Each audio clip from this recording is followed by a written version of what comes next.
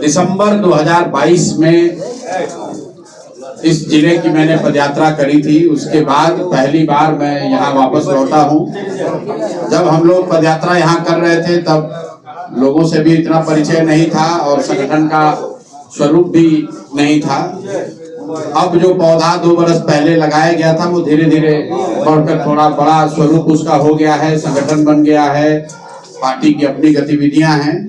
तो उसी के तहत मैं यहाँ एक कार्यक्रम में आया हूँ और आने वाले 1.5-2 महीने में मैं पूर्वी चंपारण में 4-5 बार आऊंगा। प्रयास ये है कि हर अनुमंडल में कम से कम 1 बार जरूर आए, ताकि पार्टी से जुड़े हुए बहुत सारे साथी जो अब पार्टी में आधिकारिक तौर पर पदाधिकारी हैं, संगठन से जुड़े हुए हैं, उन लोगों से मुलाकात हो सके। साथ में यहाँ पर लोगों से भी मुलाकात हो, उनसे बातचीत हो सके। तो मुझे इतना ही कहना है। आप सब आए हैं, आपका जो सवाल है, अगर आप जो सवाल पूछना चाहते हैं वो पूछ सकते हैं। बहुत बहुत धन्यवाद। विधानसभा में हो रहा है कि मैंने तुम्हारे बाप को जिताया, ये बोल रहा है कि हमारे चलते 3 बार मुख्यमंत्री बने। सीएम ने कहा कि मेरे चलते तुम्हारे बाप मुख्यमंत्री बने और वो कह रहे हैं कि हम लोग के चलते वो मुख्यमंत्री 2 बार बने। चलिए, वो तो उनके बीच का मामला है, उस पर हमसे आप क्या टिप्पणी चाहते हैं? लालू जी और नीतीश जी, जहाँ तक पब्लिकली हम लोग जानते हैं, दोनों ने साथ में राजनीति करी है। लंबे समय तक ये लोग साथ में भी रहे हैं, लंबे समय से एक दूसरे के विरोधी भी रहे हैं। तो जब आप इतनी लंबी राजनीति साथ में करते हैं तो एक दूसरे का बहुत जगह सहयोग भी किया होगा और कई जगह एक दूसरे का विरोध भी किया होगा। ये कोई बहुत महत्व का विषय नहीं है। जब आदमी साथ में नहीं रहता है तो कहता है कि हमने ही तुम्हें बनाया था। जब साथ में रहता है तो दोनों में कोई मतभेद होगा नहीं। एनडीए के चेहरा डिक्लेयर हो गया है, एक तरफ तेजस्वी यादव का चेहरा है। क्या वाकई में बिहार की जनता इन दोनों चेहरों को एक्सेप्ट करेगी या नया चेहरा? एनडीए की ओर से कोई चेहरा डिक्लेयर नहीं हुआ है। ये आप लोग भ्रम मत पालिए और भ्रम फैलाइए मत। ये तो हम जैसे लोग मांग कर रहे हैं कि एनडीए की ओर से नीतीश जी का चेहरा डिक्लेयर किया जाए। एनडीए में अगर दम है तो जिनके चेहरे पर वो लोग सरकार चला रहे हैं, क्योंकि नीतीश जी तो सरकार चला नहीं रहे हैं, उनका चेहरा मात्र है।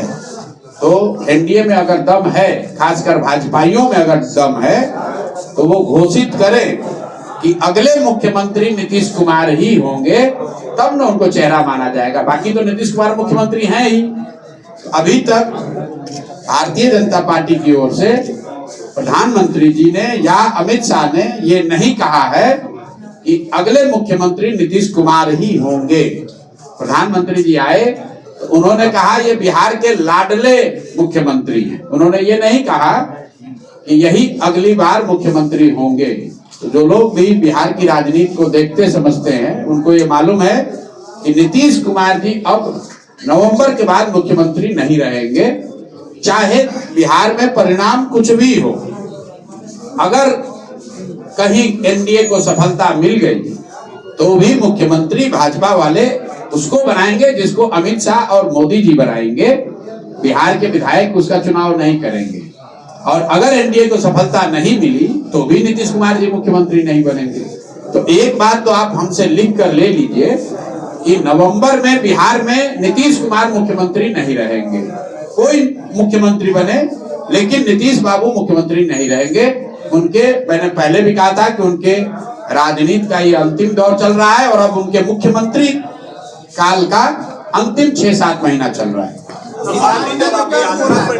बिहार में जब पहली दफे पदयात्रा आपने शुरू की थी, तब से आपको कहा गया कि आप बीजेपी के बी टीम हैं। इस बीच में जब आपका पदयात्रा समापन हुआ तो कई वीडियो आए, जिसमें एक वीडियो नीतीश कुमार का था।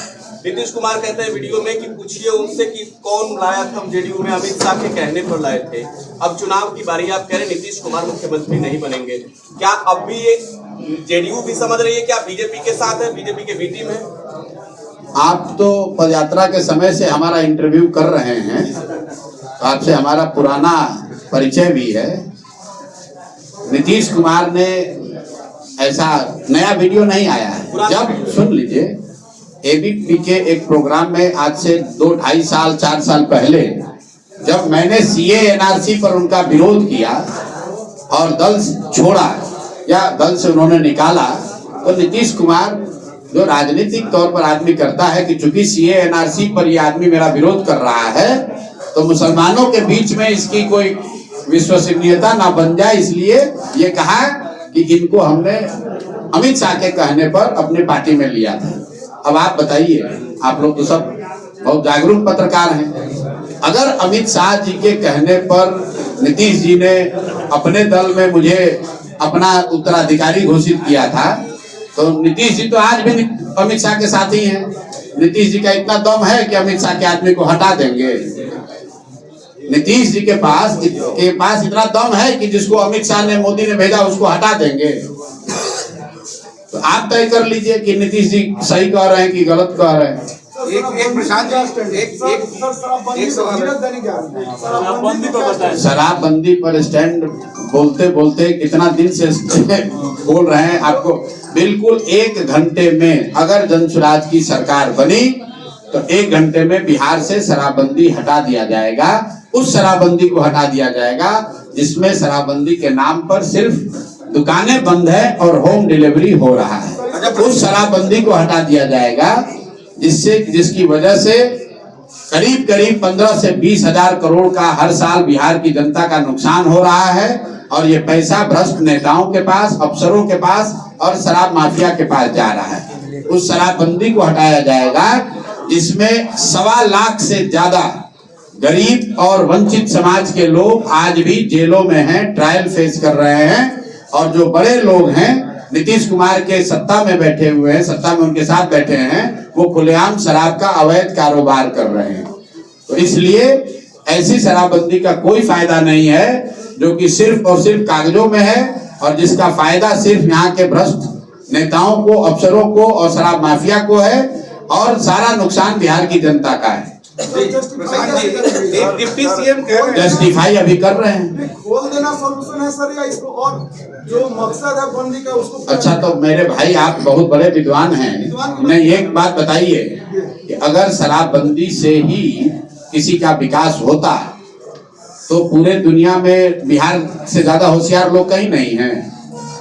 जो भाजपाई यहाँ पर, 1 मिनट, जो भाजपाई कह रहा है शराबबंदी के पक्ष में है, मान लीजिए, तो उससे जरा पूछिए कि भाई तुम्हारा तो देश में शासन है, तो इतना बढ़िया मिठाई तुम लोग बिहार के आदमी को काहे दे रहे हो? यूपी में भी लागू कर दो, मोदी जी पूरा देश में लागू कर दे शराबबंदी, तब ना। 1 मिनट रुकिए, देश का सबसे गरीब और पिछड़ा राज्य है बिहार, और बिहार के लोगों को शराबबंदी से फायदा हो रहा है, ऐसा आप या अगर कोई कह रहा है, नहीं हो रहा है। दुनिया में तो कहीं कोई प्रमाण है नहीं, जबरदस्ती का, गलतफहमी का तो कोई उत्तर है नहीं दुनिया में कहीं, कोई आज से नहीं, करीब करीब पिछले 200 साल में अलग अलग देशों में, अलग अलग राज्यों में शराबबंदी का प्रयोग किया गया है। लेकिन लोगों का ये अनुभव है, एविडेंस है कि इससे पहली बात कि शराबबंदी को लागू करना करीब करीब असंभव है। दूसरी बात कि अगर आप इस तरह का कानून लगाएंगे तो इससे नुकसान है ज्यादा है, फायदा कम है। इसलिए शराब को रेगुलेट करने की जरूरत है कि घर घर खुलवाइए मत। खुलवाया भी किसने था? नीतीश कुमार ने ही खुलवाया था। बिहार में हर गांव में, पंचायत में शराब का ठेका किसने खुलवाया था? नीतीश कुमार। और अभी मान लीजिए कि हम तो इतना ही कह रहे हैं, नीतीश कुमार को छोड़िए, जो भाजपाई हैं उनसे पूछिए, भाई शराबबंदी इतना बढ़िया चीज है, अभी तुम कुंभ का इतना ढोंढोरा पीटे हो, यूपी में लागू करा दो शराबबंदी, हम लोग भी स्वीकार कर लेंगे। इतना बढ़िया मिठाई बिहार के आदमी को काहे दे रहे हो भाई? यूपी के लोगों को भी खिलाओ, मध्य प्रदेश और राजस्थान के लोगों को भी खिलाओ। ऐसा तो कहीं नहीं कहा गया है कि बिहार के लोगों को ही शराबबंदी से फायदा होगा, यूपी को नहीं होगा। अगर फायदा दुनिया में तो यही लगता है कि भाई मिड डे मील तमिलनाडु से शुरू हुआ, उसका फायदा हुआ तो हर राज्य में लागू हुआ, पूरे देश में लागू हुआ। आंगनवाड़ी सेंटर तमिलनाडु से कामराज जी के नेतृत्व में शुरू हुआ, पूरे देश में आंगनवाड़ी सेंटर बनाया गया।